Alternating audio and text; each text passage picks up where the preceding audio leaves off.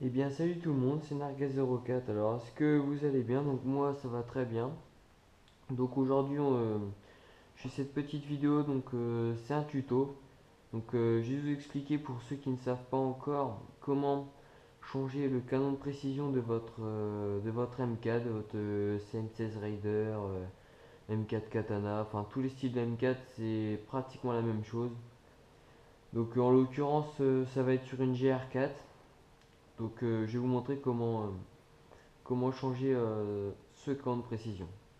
Donc tout d'abord, vous aurez besoin de clés BTR, de clés Allen ou d'une tige en métal pour retirer la goupille.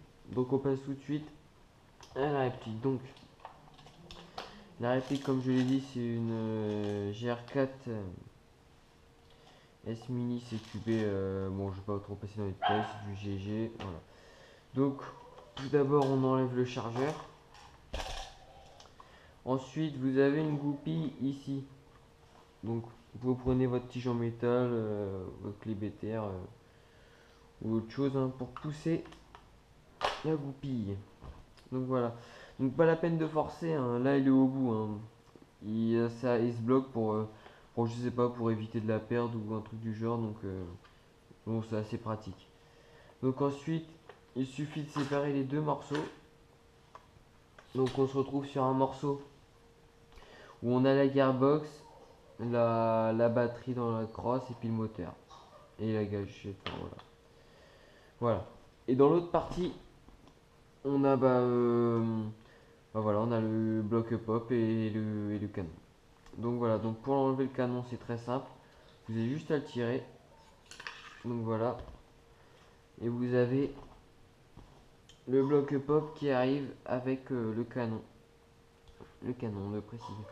Ce canon, ce n'est pas le canon d'origine, c'est un canon PDI 6.1. Donc c'est pas celui d'origine. Donc tout d'abord, on va devoir séparer le bloc pop du canon.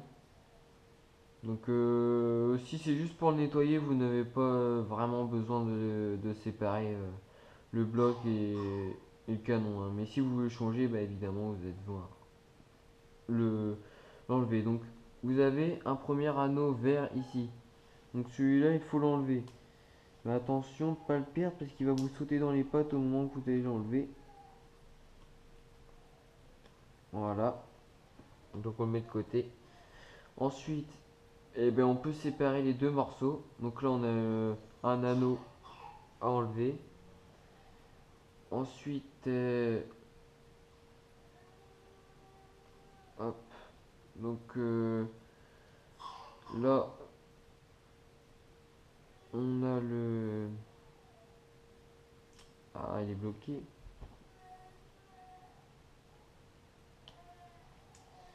Excusez-moi, ça n'aurait pas dû faire ça. Bon, c'est rien, c'est juste mon. Voilà. Le joint pop qui n'était pas censé se barrer, il s'est barré, donc je sais pas pourquoi.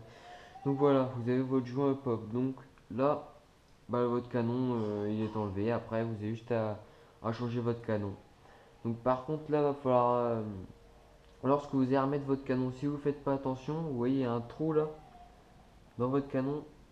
Et bien en fait, quand vous allez remettre votre joint pop, faut penser à repérer où est le trou en fait. Souvenez-vous qu'il est là à cette position parce qu'au moment où vous allez remettre votre bloc pop, attendez,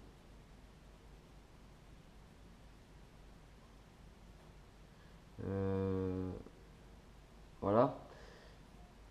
Donc au moment où vous allez remettre votre bloc pop, le souci c'est que si vous mettez le trou qui est là en bas, et votre pop il va pas marcher parce que c'est les engrenages qui sont ici qui font que ça appuie sur le petit trou, sur le joint et qui donne l'effet du système pop.